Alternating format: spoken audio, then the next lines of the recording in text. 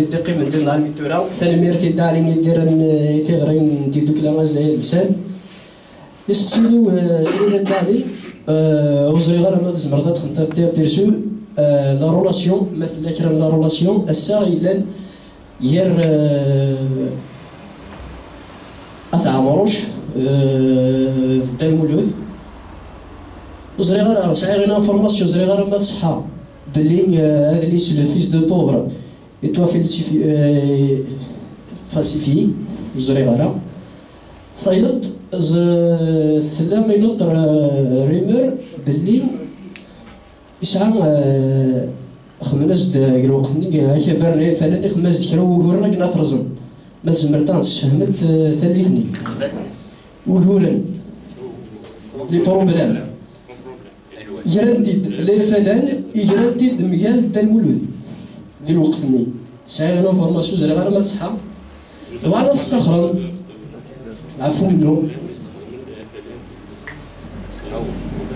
وي بانا صارزم يطار نيس دونك خدم ناس دورنا ثلاث سنين وزرينا على مصحى اول غريك تنبير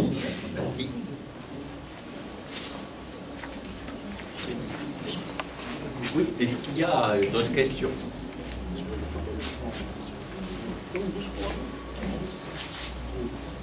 That's all.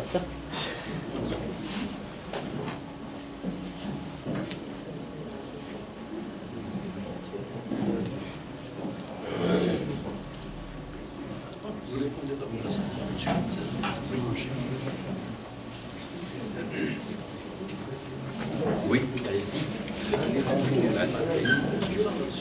Ah, tu dois regarder, voilà. Voilà. Je le l'école. مرحبا يسي هذا ضرا في الحاجة j'ai eu le privilège quand même de lire toutes les œuvres de Mouloud Ferran. Je les ai encore chez moi pour les gens qui sont intéressés. J'ai eu le privilège de visiter plusieurs fois des Zéhibel. Entre autres, j'ai été chez votre sœur, Madame Ouzerdine, qui m'a accueilli chez elle. À l'occasion, si elle est encore vivante, c'est notre fils, maintenant, je vais dire une chose. Donc, on s'est trop focalisé sur Mouloud Ferraoun, l'espèce Mouloud Maamri. Quelque part, nous avons occulté tout le travail qui a été fait par Mouloud Ferraoun sur le plan littéraire, sur le plan, à travers ce que vous venez de dire, engagement politique, même si ce n'est pas trop apparent. Pourquoi nous sommes arrivés toujours à ce genre de choses, exclure un pour alors qu'il y a un travail de Mouloud Ferraoun, il y a un travail de Mouloud Maamri, et sans doute le travail des autres. Est-ce que vous pouvez nous éclaircir sur ce point-là? Peut-être que vous êtes un homme d'expérience dans tous les domaines. Pourquoi il y a toujours un Jioul? Jamais ça a été Youl parce qu'il faut voir. Parce qu'il y a Youl, il y a zéro. Merci.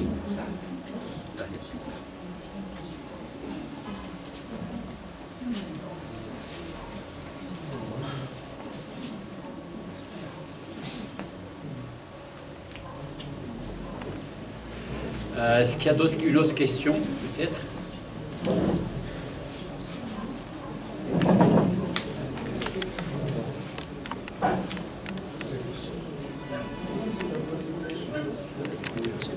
Bien, je vais donc répondre un peu à ces deux questions. La relation avec Amrouche avec Ferraoun, je pense que quand Ferraoun allait en France entre les années 50 et 60, je pense qu'il était dans les cercles, il allait dans les cercles culturels où il rencontrait au moins Jean Amrouche ou Lataous Amrouche, puisque c'était à l'époque, juste après la guerre après la Deuxième Guerre mondiale, il y avait l'école littéraire d'Alger. Déjà, à la fin des années 40, Jean Amrouche était était aux éditions Charlot. Ensuite, il était parti en France à l'époque. On a dit à un moment donné que Amrouche, c'était lui qui avait refusé le Fils du pauvre chez Charlot. Ce n'est pas vrai. C'était bon, j'ai la lettre. Firaoun avait présenté le livre de Le Fils du pauvre chez Charlot, et c'est un Français qui était là-bas à l'époque qui a répondu à Firaoun, qui a répondu que c'était que le livre était bon, mais qu'ils avaient déjà fait le plein. Ils avaient déjà fait le plein pour cette année-là et qu'il fallait attendre plus longtemps. Et dans une lettre, Firaoun, quand il écrivait son courrier, il écrivait toujours un brouillon, mais c'est quelqu'un qui écrivait proprement d'un seul trait. Après, il recopiait la lettre. Il n'y a jamais de bascule parce qu'il énonçait bien ce qu'il voulait écrire. Donc il y a une lettre dans son cahier là où il disait, bon, mon livre vient d'être accepté par les cahiers du Nouvel Humanisme. Eh bien, ça va montrer à Charlot, ça me permettra de montrer à Charlot que mon livre est un bon livre. Voilà. Il n'a pas dit ça montrer à Amrouche, ça va montrer à Charlot, parce que c'est Charlot qui avait refusé le livre. Maintenant, sinon, Jean Amrouche lui-même, quand Firaoun a été assassiné, il a eu une réelle douleur. Il est mort quelques mois après d'ailleurs, mais il a eu le temps d'exprimer cette grande douleur que Firaoun ait été tué. Et par la suite, bon, Marcel Amrouche aussi, qui était à la télévision française à l'époque, il était resté à la RTA donc. À l'époque, bon, dans les premières années d'après l'indépendance, les deux services étaient ensemble. Il y avait quand même les Français qui étaient restés, qui faisaient fonctionner la télévision. Et Marcel Amrouche a fait beaucoup de choses, beaucoup d'émissions sur Firaoun. Il faisait passer Firaoun très souvent à la télévision. D'ailleurs, il était venu une fois dans notre maison, on avait un chien, le chien avait mordu, mais il ne nous a pas tenu rigueur, il continue à revenir, il revenait très souvent. Et Marcel a beaucoup. Et puis bon, il nous a accordé de l'importance. On venait de perdre notre père, on était jeunes. Il venait déjà nous manifester sa présence et de l'intérêt. C'était quelque chose d'affectueux. Il y a eu des gens comme ça qui. Et Ahmed, par exemple, on soit juste à l'indépendance, il a aussi demandé à nous voir. Il nous a manifesté sa solidarité.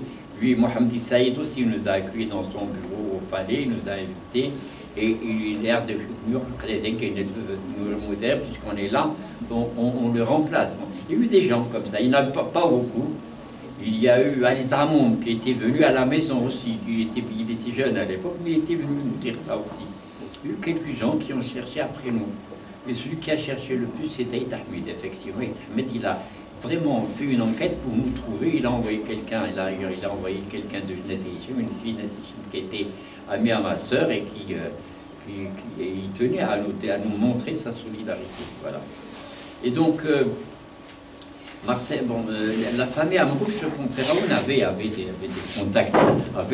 contacts avec eux, même si à un moment donné, il lui en a voulu d'avoir, à la fin, de n'avoir pas, disons, pris des positions au début de la guerre, mais à la fin. Firaoun l'avait dit, l'a écrit dans son journal, puisque bon, Amrouche était un grand journaliste à l'époque, bien connu et tout, et Firaoun lui, bon, c'était son point de vue, Firaoun lui reprochait d'avoir pas pris de trucs de position, d'avoir pas dénoncé des choses comme, oui, mais c'était bon, il était français, hein. Amrouche était français à l'époque, et la nationalité française et tout, mais Firaoun n'aimait pas qu'Amrouche n'ait pas pris des positions publiques sur les journaux. En fait, Amrouche était en relation avec le GPA comme Firaoun. Firaoun ne pouvait pas le savoir, mais il était en relation avec le GPA, avec Mohamed Yazid et tout, donc il n'y avait aucun doute là-dessus. Pour ce qui est de la question sur le FLN, Firaoun était en contact avec le FLN au plus haut niveau, puisqu'il était, depuis le début de la guerre, jusqu'à la fin de la guerre, il était en contact avec le colonel Sinassar. Quand l'Algérie, le GPRA a fait une demande d'inscription de la question algérienne aux Nations Unies, Ahmed Yazid a demandé à Mamri de rédiger la lettre. Mamri était professeur au lycée de jeunes filles de Rabat et il lui a dit: je ne peux pas rédiger une lettre sur quelque chose que je ne vis pas.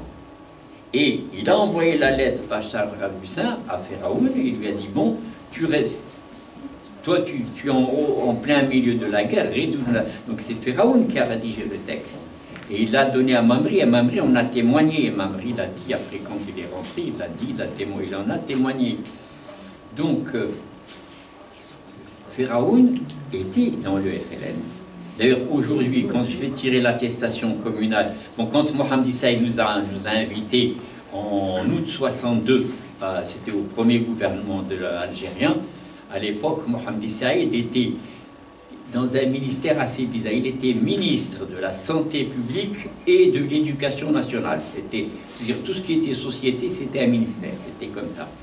C'était peut-être un truc à la russe, parce qu'on était plus proche des Russes que de l'Occident. Et donc, il nous a fait une attestation communale, atteste que Mouloud Firaoun a apporté sa contribution à la révolution algérienne dès ses débuts. J'ai l'attestation, on l'a donné au truc des Moudjahidines, à la Qasma des Moudjahidines de Champ de Manœuvre, puisqu'on habitait là-bas, puisqu'on habitait Salambier, et ils nous ont donné une attestation, membre de l'ALN tombé au champ d'honneur. C'est ça le grade de Firaoun jusqu'à maintenant. Dans le truc et il n'y a pas de doute de ça. Sur ça, donc le FLN n'a jamais, le FLN pendant la guerre, n'a jamais pu porter atteinte à Firaoun. Firaoun en faisait partie. Il ne peut pas, il n'a jamais eu de problème de ce côté-là. Quand est-ce qu'il y a eu des problèmes? Il y a eu des problèmes après l'indépendance. Les héritiers, les gens qui se sont bel, c'était même, il y avait beaucoup de gens qui étaient hackés à l'époque, qui sont devenus FLN. Il y avait des gens qui étaient dans l'Ouest, qui avaient des attestations communales, j'en connais moi-même. Et bon, ce sont ceux-là qui se sont insurgés, qui se sont indignés, que Firaoun a dit, il avait prononcé la phrase comme ça: je viens de recevoir un numéro du journal El Moudjahid. Si c'est ça l'élite du FLN, je ne donne pas trop cher du devenir, de l'avenir plutôt. Ils tirent les combattants tireront les marrons du feu pour quelques bourgeois tapis dans l'ombre qui attendent l'heure de la curée. C'est ce que Firaoun a écrit. Et c'est ce qui s'est passé. C'est comme ça.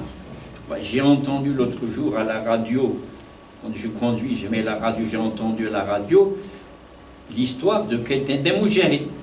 D'un moudjahid qui parlait de Ayeshi Mohamed. Ayeshi Mohamed, c'est le nom de la rue à Bellecour où j'ai mon bureau.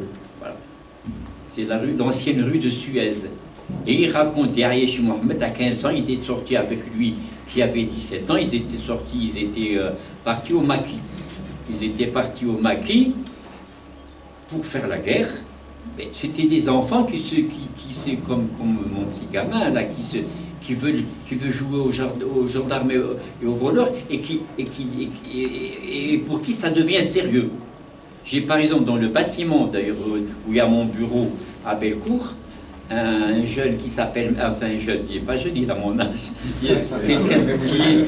non, il était à 14 ans, il a désarmé un CRS à Bellecour. Il lui a enlevé son pistolet. Parce qu'à 14 ans, il s'est dit: ah, c'est un ennemi, moi je suis un Algérien, les gens de Bellecour sont comme ça. Je suis un Algérien, il son arme. Il se retrouve avec le bus, qu'est-ce que je vais faire avec? Il s'est sauvé. Il est parti, on va m'arrêter, je vais aller au Mali. Voilà, c'est comme ça que ça se passait. Et le bonhomme dont je racontais à la radio, il a raconté qu'ils ont erré, ils ont été à Boudoua, ils sont retrouvés à Indefla, ils ont erré dans les forêts.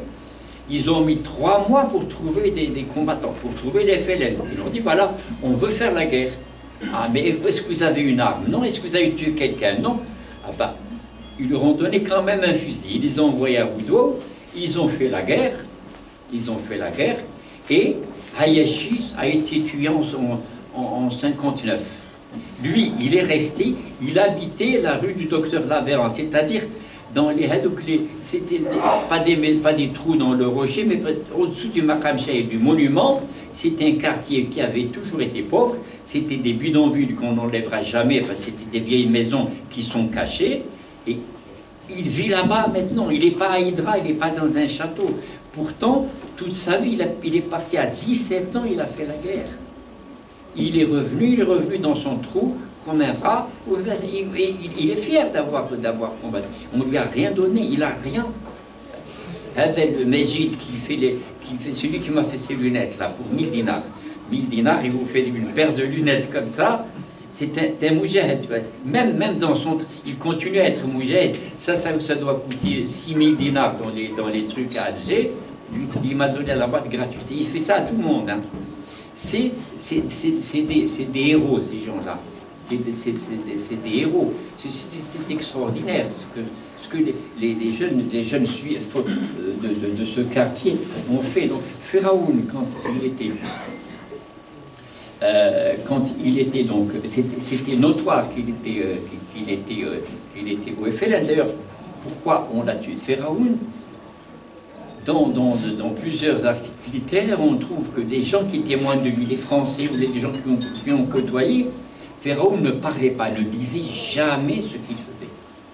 Or, dans un rapport justement du deuxième bureau là, que j'ai lu, que je vous ai dit, qui est dans la biographie, ils disent, ils racontent l'histoire que Firaoun était dans une réunion secrète du Parti Socialiste en 59 et que c'est à la suite de ça qu'ils lui ont envoyé la lettre de menace qui est affichée chez vous là. Et que Hamouten, qui était aussi dans la même réunion, lui a dit à Firaoun: tes livres ne sont pas trop engagés. Bon, Firaoun, qui était excédé qu'on lui réponde ça, il s'est laissé aller. Et c'était une erreur. Il s'est laissé aller, il leur a dit: écoutez, Anaya, je suis beaucoup plus nationaliste que vous tous qui êtes là à la fois. Que tout ce que vous... Je suis encore beaucoup plus nationaliste que vous tous.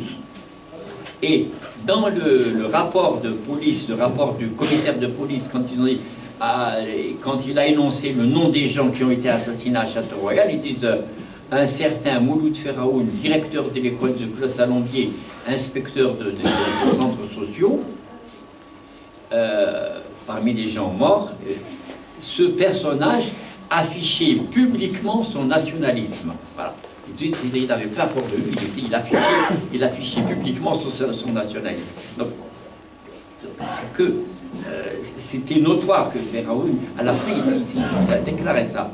Mais une anecdote, quand Firaoun, en 1958, quand le père de Firaoun est mort, il y a eu le capitaine Oudino, le capitaine de Sas. Oudino, qui était un capitaine sanguinaire qui avait fait l'Indochine, qui a eu des échecs en Indochine. Donc Firaoun, le père de Firaoun meurt, le capitaine, il est mort le 1er novembre 1958, le capitaine lui écrit un télégramme: monsieur le directeur de l'école de Salon des Clos Salambier, j'ai le regret de vous annoncer le décès de votre père. Je me mets à votre entière disposition pour tous ceux dont vous aurez besoin. Télégramme comme ça. Firaoun reçoit le télégramme, il prend son frère et lui dit: écoute, nous allons partir à Tizi Bel voir notre mère. Bon. Et ils sont partis, le père était déjà enterré, mais bon, ils sont partis à Tizi Bel, ils prennent un taxi jusqu'à là où il y a l'université de Tizi Ouzou actuellement. Et ils n'ont pas été avec le taxi par la route normale. La route normale passe par Benidouala. Et Firaoun n'a pas fait ça. Firaoun avait prévenu les femmes du FLN de la région. Ils ont envoyé des femmes qui les ont accueillies, qui les ont accompagnées d'un village à un autre. Ils leur ont fait un itinéraire comme ça. Et d'ailleurs, pendant qu'ils traversaient Aden Kwesif, il y a eu, ils sont tombés sur une patrouille militaire française qui a failli les malmener, et puis bon, Pharaon a montré le télégramme du capitaine, bon, ils ont lu, ils ont dit, bon, allez, dégagez. C'est tout, on dit ça comme ça, ils les ont laissés partir. Et ce sont les femmes du FLN qui... donc, si Pharaon avait des problèmes avec le FLN, il n'aurait pas été par le chemin du FLN, il aurait été pas... Il avait des problèmes avec les Français, il savait que s'il passait en taxi à Benidouala chez le capitaine, là où il y avait le capitaine du Nord, le capitaine va lui dire, bon, ben, je vais t'accompagner chez toi, il va le mettre dans la jeep, tous les villages, tous les gens vont le voir, il dit la jeep, dans son temps, tu vois. Sinhan, il l'a ramené, il est venu avec la France, on va t'attendre, il est venu escorter, c'était scandaleux.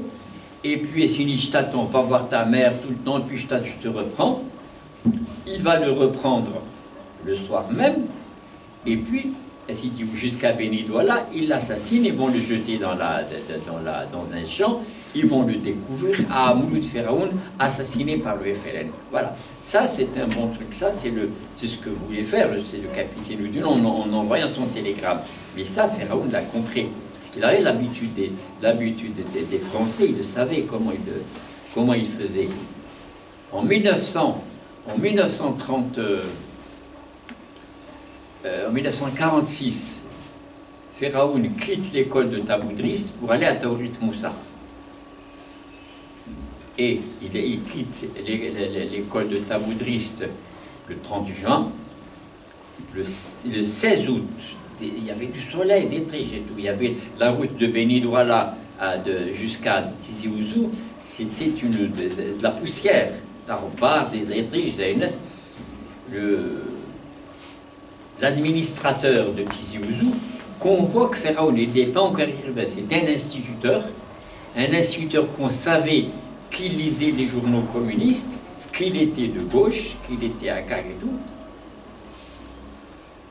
Il le convoque, vient voir l'administrateur. Il n'y avait pas de sous-préfecture à Tizi Ouzou, c'était l'administrateur. C'est lui, c'était lui la France. C'est un jeune. Hein. Il le convoque à midi. Alors Pharaon descend à midi, le Berdige et tout, le 16 du mois d'août, vers Mran en plus. Il sauve et il voit l'administrateur le reçoit. Et il s'est dit, bon, je quitte Taboudrist, il avait ses archives de Taboudrist, il y va. Et au Baudrère Vénan, il lui dit, Pharaon, tu sais qu'il manque une marmite, la marmite de la cantine. C'est c'est une marmite en terre qui servait à la cantine, qui était cassée. Elle était cassée quand il est parti. Une marmite qui a dû servir pendant toute la guerre. Pharaon lui dit, mais monsieur l'administrateur, la marmite, c'est une marmite en terre, elle s'est cassée. Nous avons établi un procès verbal de destruction, de l'incident et de destruction. Le président du conseil municipal de Benidouala l'a signé. Voilà, a signé le procès verbal. Vous en avez un exemplaire, je peux vous en donner un autre. Il a montré. Ah, c'est vrai, c'est vrai. Eh bien, partez. Pharaon retourne. Et quand Pharaon, le gars a calculé, quand Pharaon a fini de monter la côte de Benidouala, il était sur le plateau. Et c'était un plateau là où les bouchers vendaient la viande à l'époque. L'administrateur passe avec sa jupe, il lui fait plein de poussière avec sa jupe, comme ça, en pleine gueule, avec la jepter. Et Pharaon a noté ça dans une lettre pour rire, pour signaler l'événement, mais il le signale de manière humoristique. Il dit, le fumiste, il aurait pu quand même me dire qu'il montait à Benidouala et me faire profiter de sa voiture. Voilà, Pharaon a mis ça comme ça. Or, c'est pour dire que ce bonhomme, l'administrateur, l'a appelé en plein mois d'août au soleil, il lui a fixé midi, uniquement pour pouvoir l'humilier au retour en lui faisant de la poussière. Voilà, c'est tout ça, c'est comme ça. C'est pour ça que, en 1961, quand De Gaulle, en personne, il demande à Pharaon de venir le voir. Pharaon a été le voir, il l'a reçu. Ensuite, ils lui ont dit, va voir au Quai d'Orsay. On propose à Pharaon l'ambassade des États-Unis. représenté la France aux États-Unis, c'était en 61. Pharaon a dit, écoutez, moi, je suis instituteur, je suis au sommet de toutes mes ambitions, j'aime mon métier d'instituteur, je l'ai bien fait puisque à 49 ans, je suis déjà hors classe, j'ai eu un 18 sur 20 au bout de 10 ans d'ancienneté, je suis complet, je n'ai pas d'autre... Ils lui ont dit, réfléchissez, bon, je vais réfléchir, il revient à Alger, et il écrit au recteur, il lui dit, à vrai dire, monsieur le recteur, je ne me suis rendu en France que parce que je pensais qu'on me faisait, que vous me faisiez, que c'était un devoir. Et je l'ai fait par déférence pour vous-même. Mais je m'aperçois qu'on veut me faire une faveur, je suis à l'aise pour refuser cette faveur. Vous direz en haut lieu que j'ai réalisé mes ambitions en étant instituteur et qu'au demeurant, une telle promotion ne saurait me concerner, c'est-à-dire une promotion au rabais, c'est pas pour moi, je ne suis pas quelqu'un qui prend ce genre de choses. Vous comprendrez que je ne veux pas gravir la hiérarchie administrative à cause du malheur des miens. Ici, la lettre, il l'a envoyée comme ça. Et parce qu'il avait compris qu'en 61, si on lui disait ça, la France était en train de dire que le FLN, c'était une poignée de voyous, que la France avait pacifié, et qu'en même temps, la France était un pays qui avait fait l'égalité, puisqu'ils ont formé des gens comme Pharaon, qui peut les représenter aux États-Unis. Et puis bon, une fois qu'on est indépendant, ils vont lui dire quand ou là reprend une école ou un truc comme ça. Or ça, lui, il s'est rappelé l'histoire de la marmite et de Taboudris, et s'est dit, c'est des gens qui ne m'aiment pas, ils m'ont jamais aimé, je ne vois pas pourquoi ils vont m'aimer aujourd'hui. C'est un petit peu ça. Maintenant, Mamri, quand je pense à Mamri, Pharaon et Mamri s'aimaient beaucoup. Quand il y a eu sur le journal d'Alger en 57, je crois 57 ou 56, la photo de Mamri, c'était le journal, était à Kak, bon, c'était ici en bas, vers le milieu d'en bas, la photo de Mouloud Mamri en fuite, voilà. Il était recherché par la police. Pharaon avait été malade de voir ce truc. C'est rien. Il avait été malade qu'on veuille faire du mal à Mamri, il aimait beaucoup. Et beaucoup plus tard, quand Mamri venait à la maison jusqu'à sa mort, beaucoup plus tard, quand l'ENAG a demandé à Mamri de faire la préface de La Terre et le Sang, il a écrit une préface d'une quinzaine de pages, mais c'est le plus beau texte qu'on ait écrit sur Pharaon. C'est un chef-d'œuvre, un chef-d'œuvre. Bon, maintenant, je parle de Pharaon avec beaucoup d'aise. Vous savez, quand Pharaon est mort, pendant 30 ans, on a porté son deuil. Ma mère est morte en 2008, et elle était toujours en deuil de Pharaon. Maintenant, bon, j'ai pu dépasser les choses, je peux en parler plus facilement, sans émotion. Mais le texte de Mamri, quand il l'avait fait pour les éditions en 94, je n'ai jamais pu le lire à la fin. J'ai mis 10 ans pour lire ce texte. C'est un texte avec une charge d'émotion extraordinaire. Et c'est un texte, c'est vraiment... D'ailleurs, même José Lanzini le dit dans la biographie, le plus beau texte écrit sur Pharaon et le texte de Mamri. Voilà, c'est pour vous dire. Ils se voyaient, ils étaient avec Mamri. C'était vraiment de très bons amis. Maintenant, que les gens donnent la priorité à Mamri, vous avez l'université de Sisi qui s'appelle Mamri, vous avez la maison de la culture, c'est tout à fait normal. Pourquoi? Parce que Mamri a été leur contemporain. Pharaon, c'est un intellectuel, c'est l'un des plus grands écrivains de l'Algérie, qui a laissé de belles choses, qui a laissé de belles pensées, qui a laissé de belles œuvres, mais il faut être intellectuel pour l'apprécier. Or, la majorité, les classes moyennes qui font la vie publique, les classes moyennes qui dirigent la société, ils voient ce qu'ils connaissent. Ils connaissent Mamri. Mamri, c'est quand même le symbole des luttes amazirs. Dans 50 ans, bon, les luttes amazirs, ça ne sera pas très signifiant. Quand Adel, mon petit garçon, là, va avoir 25 ans, pour lui, les luttes amazirs, c'est rien, c'est pas important. Ce qui est important, c'est le devenir de l'Algérie. Pour Feraoun, quand il a parlé aussi de ça, pour lui, c'était pas un problème, parce que c'est un intellectuel, il a vu, il sait que nous restons, on a une grande assise. On n'est pas un peuple comme ça, un peuple qui vient avec de n'importe où. On a nos racines, on a nos traditions, on a notre culture, on a notre poids, et on a notre grandeur par rapport au reste du monde. Si on leur a donné la religion chrétienne qu'on avait avant, on l'a donné à la moitié du monde, la religion chrétienne de Rome, c'est Saint-Augustin qui l'a faite, qu'il a recréé. Nous avons donné la sociologie au monde avec Ibn Khaldoun. On a donné le premier roman au monde avec Foulain Mazra, tout ça. Feraoun le sait. Et c'est pas à une époque simplement. Même la révolution algérienne qui a libéré un continent, des gamins dont j'ai parlé, des enfants qui ont fait la guerre, et qui ont libéré le continent africain en entier, et qui ont supprimé le colonialisme d'occupation dans le monde entier, qui ont modifié les codes de justice, le code de justice sur les libertés individuelles. Tout ça, c'est la révolution algérienne qui l'a apporté d'aujourd'hui. Ce sont même nos générations d'aujourd'hui qui ont fait ça.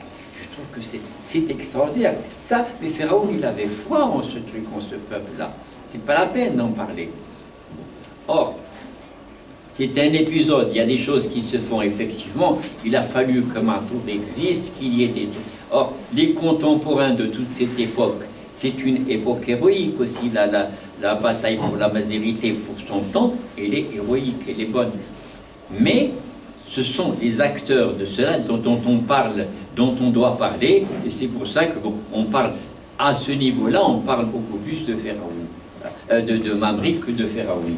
Or, de Feraoun, on le trouve dans le monde entier, on le trouve comme l'un des plus grands écrivains, comme le fondateur de la littérature algérienne. Ses livres sont traduits aux États-Unis, sont étudiés au Canada, sont étudiés en URSS.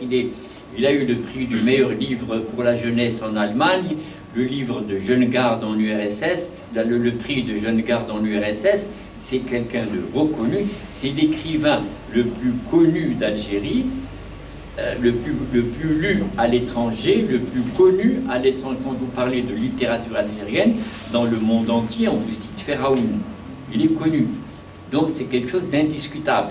Mais en Algérie, il ne s'est pas inscrit dans un truc qu'il n'a pas vécu, bien sûr. Donc c'est normal qu'un écrivain qui est dans cette mouvance-là soit connu. Vous avez des écrivains qu'on oublie. Vous avez combien de... Moi, parce que je suis président de la Fondation Mouloud Feraoun, que j'ai appelé Fondation Mouloud Feraoun pour la culture et l'éducation. Nous parlons de Feraoun, certes, mais nous faisons des conférences sur Assia Djebar, nous faisons des conférences sur Tazout. C'est nous les premiers à avoir fait des conférences sur Mohamed Tazout, qui est un érudit. Combien de conférences on a fait les 10 dernières années sur comment il s'appelle, j'ai juste un truc de mémoire, l'écrivain haïtien là. France Fanon, oui, je m'excuse. C'est un truc de mémoire que j'ai sur France Fanon. Combien de mémoires, combien de conférences on a faites sur France Fanon? Aucune conférence. Les gens oublient. Pourtant, je vais aux États-Unis, j'ai été aux États-Unis, je vous l'ai dit avec Sévital. Quand les Américains parlent de France Fanon, c'est le plus grand écrivain américain. C'est pas à nous, c'est terme. il se le revendique parce que tout ce qui est bon de revendique. Nous, Albert Camus, qui est un grand écrivain, on ne veut pas le revendiquer, alors qu'il est à nous. C'est pour ça que Pharaon, vous verrez, dans les 3 minutes où Pharaon parle dans la vidéo, il dit Pharaon, c'est un écrivain algérien. Nous, on le prend comme un écrivain à nous. C'est un penseur. Il avait essayé de faire au début des choses comme on l'a pu, comme il a pu vous faire. Mais c'est une intelligence, c'est une intelligence algérienne, c'est une intelligence à nous. Nous, la Fondation Pharaon est en train d'essayer de récupérer la maison d'Albert Camus. C'est deux petites pièces au premier étage d'un truc du numéro 93 à Bellecour. On est en train de voir avec le Walid Hadji, avec le ministère de la Culture, pour qu'il puisse donner des appartements, 1 ou 2 ou une villa ou de ce qu'il veut aux gens. D'ailleurs, ils n'attendent que ça, ils veulent bien partir de là. Aux gens qui habitent, aux propriétaires qui habitent là-bas, pour qu'on puisse récupérer ça et en faire un musée Albert Camus, parce que Albert Camus, c'est le firmament, c'est l'intelligence algérienne et il nous appartient. C'est comme ça. On a été avec la japonaise, elle dit que c'est elle qui va dire, ça fait 58 ans qu'Albert Camus est mort, et que j'habite à Alger, je ne me suis jamais dit je vais aller voir la tombe de la maman de Camus, dit que la japonaise qui dit il faut me trouver la tombe. J'ai cherché sur internet, j'ai trouvé que c'était au boulevard Bruce, c'était près à Salambier. On a trouvé que la tombe de la maman de Camus, de la femme qui a donné ce génie mondial, la tombe avait été cassée et que c'est une américaine, journaliste américaine qui est venue l'année dernière qui a refait la dalle. C'est pas beau, pour nous c'est pas beau. Or, il faut qu'on puisse récupérer ces choses. On récupère notre patrimoine, mais ça aussi c'est notre patrimoine. Ce sont ces genres de choses-là. Donc, pour revenir, pour revenir à ça, c'est normal. Je travaille avec la Fondation Matoub. J'ai engagé Madame, la sœur de Matoub, à essayer de faire étudier les chansons de Matoub, parce que Matoub, ce n'est pas un manifestant. Ce n'est pas. Il faut laisser maintenant la cause Amazir. On a gagné ça. Donc, les jeunes, vous allez lui parler de la cause Amazir, ils s'en bat l'œil. Vous allez lui parler du contenu des chansons de Matoub, de la qualité, de la philosophie. Ça, oui, ça c'est ça qui reste. C'est ça qui reste. Donc, même pour Matoub, il faut qu'on essaye de l'étudier, qu'on fasse des thèses sur ces chansons, qu'on essaye d'étudier la valeur littéraire, la valeur morale, la valeur poétique de son œuvre. Parce que c'est un poète avant tout. Ce n'est pas un guerrier. C'est-à-dire que c'est en plus. Il a consacré, c'est vrai, l'année dernière, on lui a rendu hommage à Tizi Ibel, on a rendu hommage à Amri Mach et à Matoub, entre autres, et puis à Alish aussi, Alish qui est de notre village et qui a écrit le premier roman Smazir, ce n'est pas rien, Rachid Alish. Et donc, j'ai essayé, moi, de faire la biographie de Matoub, et je me suis aperçu que c'est quelqu'un, il est né pendant la guerre des Français, donc il a vécu. Enfant, il a eu peur des militaires, il s'est sauvé avec sa mère, et c'est chaque fois que les militaires venaient, il se casait, ensuite, dès qu'on a cru être indépendant, on n'a pas été indépendant en 62, jusqu'en 65. Quand on allait à Tizi Ibel, Rabénidouala, à la sortie de Tizi Ouzou, là où il y avait les barrages des militaires français, il y avait les barrages de l'armée de Boumedienne. Il fallait avoir un laissez-passer pour aller, alors qu'on était, j'étais fils de Chéid, on a fait la guerre plus que tout le monde. C'est bien beau, comment il s'appelle, Fils, quand il vient à Tizi Ouzou pour ses élections. Qui c'est la wilaya qui a 22 colonels dans la LN? Mon œil, 22 colonels. Tu le dis maintenant. Quand on a été avec 2 millions de personnes au mois de juin. Au mois de juin 2002, quand ils ont tué comment il s'appelle, la Massinissa. 2001. C'est lui qui nous a fait les bombes lacrymogènes, c'est lui qui nous a tapés. C'est comme ça. Il ne faut pas se tromper sur ces choses. Mais ce sont des choses qui passent. Nous, notre devoir, c'est de les rappeler, parce que ça existe. Mais c'est pas bon, je divague parce que c'est des choses qui me passionnent. Mais bon, pour revenir pour revenir à Mamri, c'est tout à fait, je pense que c'est tout à fait normal. C'est tout à fait normal. Il faut pas. L'important aujourd'hui, c'est que d'une manière ou d'une autre, il faut qu'on parle de Matoub, il faut qu'on parle d'Etmenglet, il faut qu'on parle de Pharaon, parce que ce sont des gens qui ont posé les bases de notre culture actuelle, qui ont perpétué un certain nombre de nos valeurs, et que notre devoir, c'est en transmettant ces valeurs-là pour aller dans leur combat, on puisse transmettre aussi leur nom, parce qu'ils ont été les piliers de ces valeurs.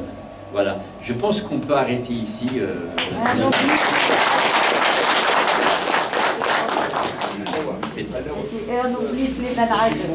Voilà. Non, on a de grandes valeurs. Monsieur le Terminal, je veux dire, il ne faut pas oublier non plus les gardes qui ont été condamnés, que certains ont été guillotinés parce qu'ils étaient d'origine. C'est vrai. Chez nous, on avait un ami, un petit voisin d'origine juive, qui a pris le maquis à 17 ans. Oui. Il est tombé à la... Vous savez, bon, c'était un hôpital, si vous voulez, une casemate, c'était souterrain. Ils avaient été donnés par des paysans de chez nous. Oui. Et ils ont été bombardés. Et ben, il a défendu ses malades, mettre une mitraillette au point à l'âge de 17 ans. Oui. Et à l'indépendance, quand on a notre rue, elle a été appelée Pierre Knassia, ils l'ont illico presto débaptisée sous prétexte qu'il fallait l'appeler la rue de la Palestine. Tout ça parce qu'il était dans le Ouais. Il y a plein de personnes comme ça qui Non, font mais c'est absolument un rien. devoir. Chaque fois, c'est un devoir de ne pas Il ne oublier faut les jamais gens. occulter, il y a des gens, il y a des héros. Oui. Et vous savez comment ils ont terminé. Là, on a parlé de période boumédienne. Ce sont ceux-là qui ont été les premiers, une nouvelle fois, arrêtés, torturés et jetés au sud. Et puis c'est longtemps, quelques années après, ils sont revenus. Moi, j'ai eu à soigner un gars comme ça, d'origine juive, qui a tout fait pour l'Algérie, puis un matin s'est retrouvé, vous savez, au sud, je me souviens plus de l'endroit. Et après, il est revenu à la prison hôpital de Ben Islam. Oui. Et pour le libérer un peu, maintenant je peux le dire, pour pouvoir le sortir un peu dans les cours, il venait pour que je lui fasse des injections seulement d'eau distillée, juste pour voir le ciel et le soleil. Une dernière question, monsieur. Ben, on vous dit un très grand merci et plein de choses. Elle était ancienne Moudjahida Ah aussi. non, non, je ne rien. Elle a fait la prison, elle a travaillé pour l'Algérie. Vous voyez que vous soyez venus là. Ah bah oui, ça me touche beaucoup et puis bon, bah, c'est très important. Ce que je déplore, c'est parce que quand je suis encore, ça fait 37 ans que je suis en France. Mais vous savez, ce qui fait mal, c'est tous ces jeunes vraiment gardés. Non, mais il faut parler de l'histoire. Déjà le fait que nous ayons un beau pays, que nous ayons... Je suis venu par une très belle autoroute aujourd'hui. Il y a 10 ans, il fallait suivre le truc il fallait rester 4 heures à pied. Maintenant, on vient direct, on vient en moins de 2 heures, on arrive d'Alger, c'est formidable. Nous sommes un pays qui évolue. On a de la ressource, c'est comme je disais tout à l'heure, on est présent et on est toujours... c'est comme quand vous essayez de noyer l'huile dans de l'eau, on remonte toujours à la surface.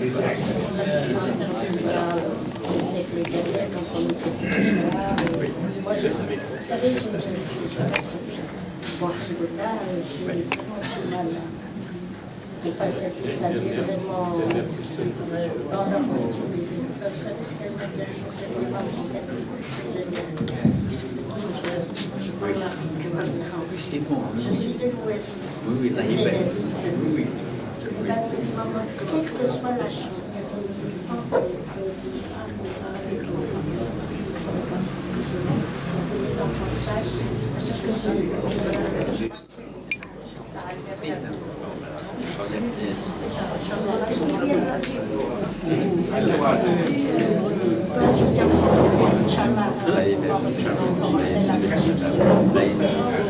Donc avant de terminer, غاسي عيا والجزائر قالك عيا شويه mais apparemment il lâche Abdel Mohamed qui veut poser une question. Une question très courte. De mon côté, je vous remercie, Monsieur Ali Haroun, de nous avoir éclairé sur cet océan Ali Feraoun, pour nous avoir éclairé sur l'océan littéraire qui est votre père. Mais vous avez dit au début que votre père était l'admirateur de Cheikh Mohamed El-Hussein. Ça m'a fait plaisir. Mais pour écrire, il a écrit sur un autre grand poète. Il a écrit les poèmes de Si Mohamed El-Hussein. Est-ce que vous pouvez nous donner un aperçu sur ce passage de l'art littéraire de votre père? Voilà, j'attendais à ce que vous nous disiez quelque chose. Vous l'avez passé sous silence. Merci. Alors, pour les poèmes, pour ce qui concerne les poèmes de Simon Handoufran, Feraoun avait un dossier. Comme s'il était instituteur, il avait pendant une vingtaine d'années ramassé des poèmes chez des gens, chez des instituteurs, chez des élèves, chez des écoliers, un peu partout, des poèmes écrits sur du paquet de cigarettes, pendant la guerre de 39-45, même le papier n'existait pas, bon, le papier était rare. Donc les gens, ils écrivaient n'importe où sur des papiers de cigarettes ou le papier de sucre, les emballages de kilos de sucre, là, le sucre sec, sur tout ça. Il avait ramassé énormément de poèmes comme ça et des témoignages sur la vie de Cheikh Mohamed, de Simon Handoufran plutôt. Et donc il avait ramassé tout ça. Et quand on est arrivé à Tizi, au Clos Salombier, à Medenia, au Clos Salombier, à la Cité Nador, il avait, en été de la Cité Nador, il écrivait son journal étranger, mais en 1958, il y avait très peu, il a peu écrit dans son journal. Feraoun était déjà très fatigué de la guerre de libération. C'était sa durée, c'était répétitif. Les morts étaient toujours de notre côté. Et c'était difficile. Et on venait de supporter l'opération Cigale, l'opération Jumelle et tout. Et regardez, la guerre, pour 1956, vous avez... 1956, il y a à peu près... Il y a un quart du livre, c'est tout ça, 1956. 1957, il y a, je veux dire, il y a un petit 57, il y a la moitié, à peu près, mais 58, il y a très peu. 58, il y a, voilà, ce qu'il a écrit en 58, une vingtaine de pages, voilà ce qu'il a écrit sur l'année 58. Juste ça. Alors que, en volume, hein, quand vous regardez 57, c'est déjà à peu près 3 fois, vous voyez. 57, c'est 4 janvier, donc vous voyez, c'est à peu près 3 fois en volume. Et 56, c'est énorme ce qu'il y a sur 56, voilà. 56, vous voyez. Donc il était là, il y avait beaucoup de lassitude, et il s'est dit, d'ailleurs il le dit, il a dit, j'écris plus rien, j'ai plus envie d'écrire sur ce journal, parce que ce sont toujours les mêmes choses, ce sont toujours des mauvaises nouvelles, etc. Bon. Et donc il s'est dit, je vais passer à autre chose, et peut-être de façon consciente ou là inconsciente, il a pris le dossier de Simon Handoufran et il s'est replongé dans la gabie. C'est pour s'évader du Clos Salombier, c'est pour s'évader un petit peu de tous les problèmes qu'il y avait, des pressions de l'armée, des pressions, parce que on avait quitté Fort National, il y avait les pressions du capitaine Tardy et de Achar qui avait juré de le tuer, qui a fini par le tuer. Et on était arrivé à Salambier, c'était bien la première année, et puis tout de suite après, il y a eu les pressions de Salan et du général Massu. On était encore plus près, il n'avait pas pensé à ça, il se sentait pas, il savait pas, il se savait pas aussi important pour qu'il focalise l'attention. tu vas être député, la réponse a toujours été la même chose. Je suis un instituteur, je ne veux pas. La politique, c'est une volonté personnelle, c'est un engagement. Je n'ai pas cet engagement, je ne veux pas faire de politique. Je ne peux pas, j'ai pas envie de faire de politique, c'est tout. Est-ce que c'était un artiste d'une certaine façon? Comment? Est-ce qu'il était un peu artiste? Un peu? Artiste, un écrivain qui a... Bon, les écrivains, c'est des poètes. Un peu comme on dit par rapport à... Les écrivains, c'est des artistes, c'est des poètes, c'est normal. Il était artiste. Bon, dans la famille, d'ailleurs, tout le monde, je vous ai dit que mon grand-père jouait de la flûte. Ils avaient tous une fibre artistique, voilà. Melika Domran, c'est une parente à nous. Lounès Martoum, c'était un parent aussi à nous. Donc, oui. On a beaucoup d'artistes dans notre région. Mais ce n'est pas ça. C'est quelqu'un, il ne voulait pas faire. Il faisait de la politique, en fait, parce qu'il était dans la LN. Mais, et toute sa vie, ça a été de la politique. Ça a été le fait d'observer, de regarder, de voir et d'essayer de trouver des solutions.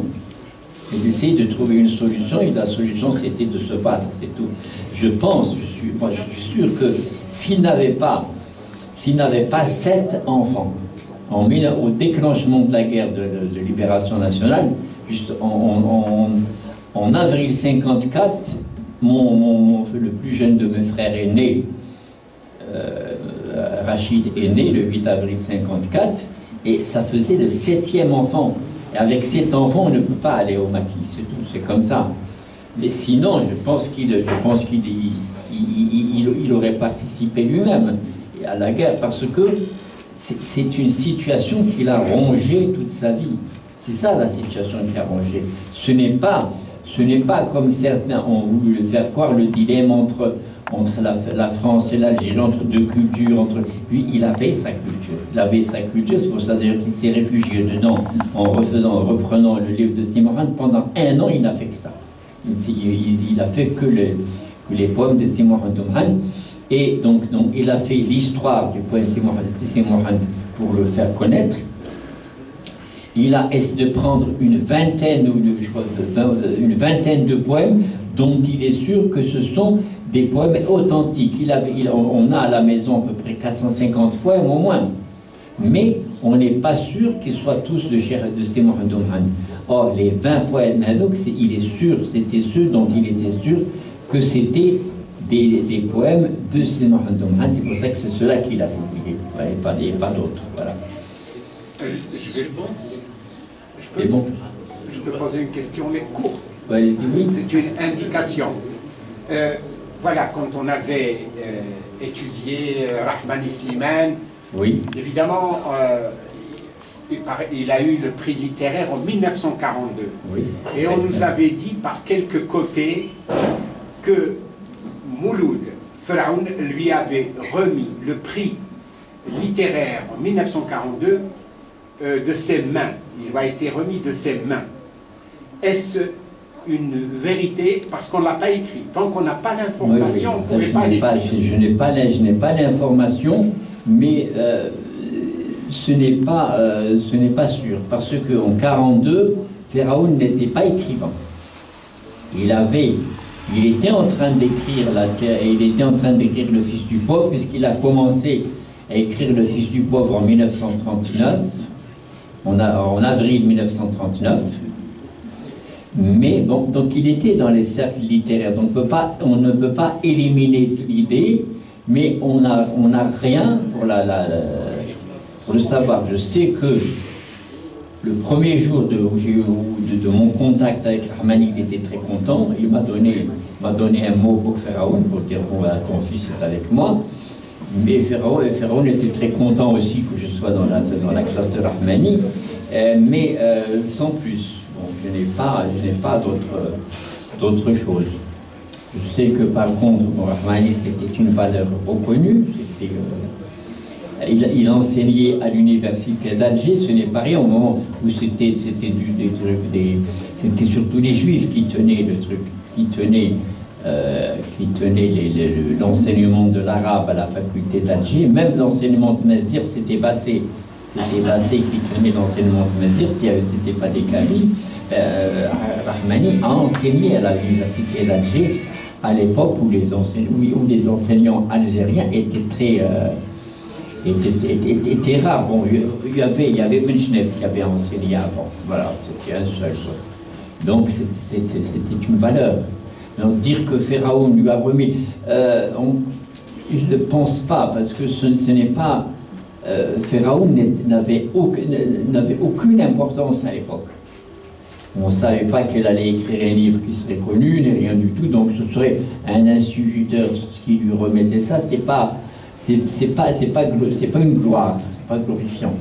Donc je pense que s'il a eu le prix, c'est le prix littéraire